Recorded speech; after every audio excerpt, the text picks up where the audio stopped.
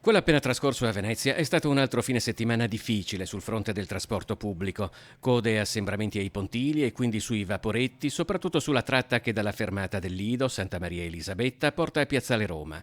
Ma anche gli approdi di San Zaccaria, Rialto e Ferrovia si confermano tra i punti caldi dove si concentrano file di passeggeri in attesa di battelli che magari arrivano già pieni, tanto da richiedere in alcuni casi la presenza di un servizio di vigilanza a prevenire o contenere eventuali esplosioni di malumore. Anche questo weekend purtroppo si sono verificati grossi problemi sul fronte della navigazione. Purtroppo nei weekend arriva un flusso dalle spiagge enorme.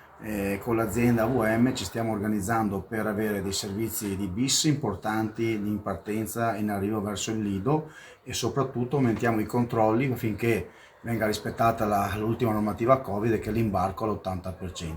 La tematica è nota a Farsetti come tra gli utenti si tratti di turisti o residenti, in una fase di ripartenza post-Covid che almeno sul versante del trasporto pubblico a Venezia appare ancora in una fase di transizione.